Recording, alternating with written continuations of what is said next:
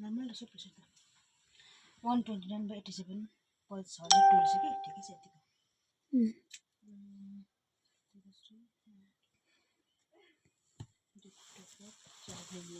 नानीको नाम आफै लेख्नु ल बहिनी आफै लेख्नु कि यो अनुसार चाहिँ डेट अफ बर्थमा जान्छ माथि हो तिम्रो केजी आर्ट्स कि 5 हो 5 हो 52 ग्राम रहेछ है AWW खुसीले ग्राम लेख्नु हो यो पर्दैन त्यहाँदेखि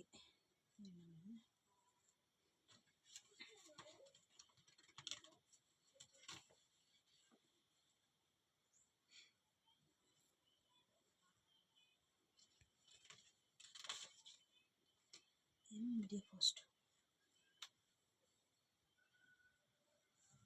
डेट अफ डेलिभरी 17 तारिक 2025 प्राइन्स चाहिँ आज कति दिन पुग्यो डे फर्स्ट माथिबाट भन्नुपर्ने हस्पिटलबाट खस्ने युरिन पास हुँदैछ नानीको राम्रो छ है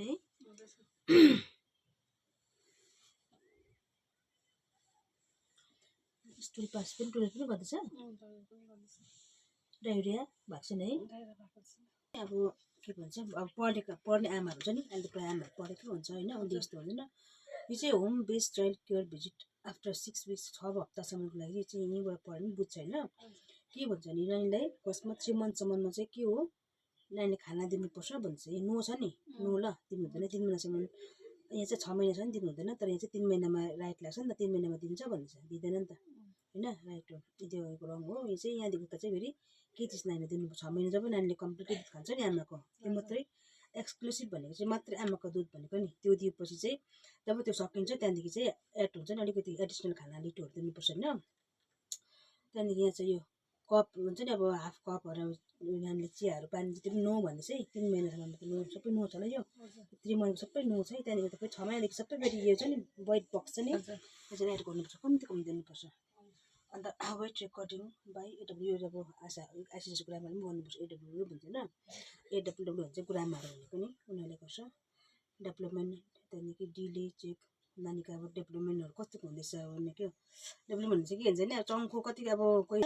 6 महिनामा पनि खुवाउँदैन 9 महिनामा खुवाउँछ हो फेरि 12 महिनामा खुवाउँदैन नि रङ छ ठिकै छ 18 महिनामा चाहिँ खुवाउँछ अब बहिनी पढेछ कि आफै पनि बुझ्यो भने नानी हुन्छ नि अब नानी सुतिरहेको छ आफूले निन्द्रा लागेन भने चाहिँ पढ्नु कि रहेछ डल्लै चाहिँ हुन्छ नि आमाले चाहिँ नि नानीको आमाले डल्लै पढ्यो भने चाहिँ नि आशा पनि चाहिँदैन डक्टर सिस्टरको पनि चाहिँदैन यहीँ छ सबै डक्टरहरू यही सबै हुन्छ नि सिस्टर डक्टर सबै यही अरे यति दाम मिल्ने हिसाब हो कति बेला खाना खुवाउनु पर्ने होइन कुन टाइमसम्म भात खाएर के गर्नुपर्ने जुकाको दबाई कति बेला सबै यहाँ छ यो फर्स्ट आमा त के नानी सानै छ 20 दिन पनि पुगेको छैन होइन फर्स्टमा चाहिँ भनिहाल्छ भनौँ ल किन यो 3 महिनाभित्रको चाहिँ यो भनिन्छ कि हेर्नुपर्छ प्रोभाइड सर्भिस एट एज 3 महिना के भनेको सबै अन्त ह्यान्ड वासिङ त कस्तो गर्छ खासमा ह्यान्ड वासिङ चाहिँ यस्तो भन्छ है हाम्रो टेक्निकल उयसमा चाहिँ अब यस्तो गर्नु अब 6 वटा स्टेप्स हुन्छ होइन 6 वटा स्टेप्समा चाहिँ अब के भन्छ त्यसलाई सुमन के भन्ने एउटा नाम छ नि त अब हामीले उल्टा अब त्यो हुन्छ नि फर्स्ट सेकेन्ड थर्ड भन्दा खोला कता अब यसो गर्ने बेला भयो यसो गरी बढाएर होइन त्यो हुन्छ नि त्यो गर्दा मिस्टेक हुन्छ त्यसलाई चाहिँ यस्तो हुन्छ फर्स्टमा चाहिँ सुल्टा एसबाट के हुन्छ सुल्टा हो यस्तो सुल्टा होइन सुल्टा भयो उल्टा त्यहाँदेखि युबाट के हुन्छ सुमन के एसयुएमएन सुमन के हुन्छ नि एसबाट सुल्टा भयो युबाट उल्टा होइन एसयु भयो एमबाट के हुन्छ मुठी एसयुएम भयो होइन मुठी एम गर्नुपर्छ यहाँ अब यहाँ त गरिया पनि गरेँ अब महिला रहन्छ नि त त्यसले मुठी होइन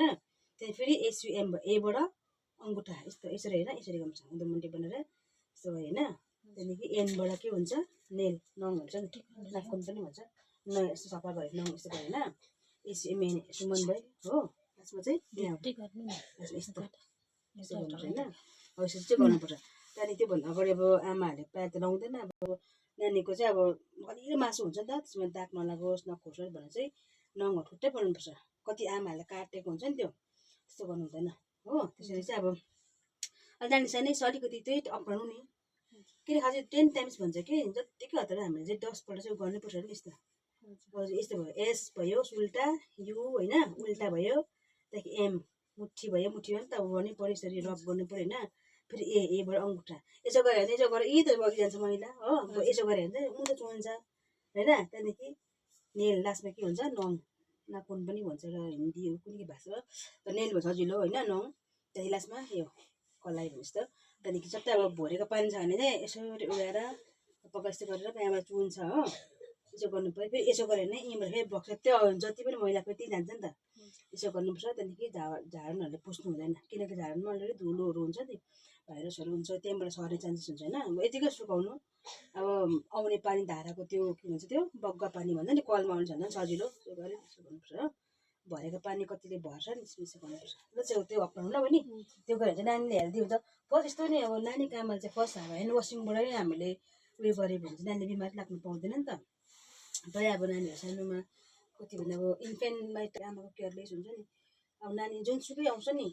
हतार पक्रिँदैन हुँदैन उनीहरूको हातमा मैला हुन्छ भाइरस उनीहरूले नानीहरू पक्रिनु मागेन अलिकति तपाईँ नरिसाइकन हात चाहिँ धोइदिनुहोस् भन्नु होइन किनभने मन दुखाए पनि दुखाओस् न आफ्नो नानी चाहिँ जाति हुनुसम्म नानी केही नहुनुसम्म छ होइन रोगहरू प्रिपेयर गर्नुसम्म छ नि त त्यही भएर इभेन्टहरू त्यहाँबाट हुन्छ ल त्यसो गर्नु पनि त्यसरी अब अलिकति मैले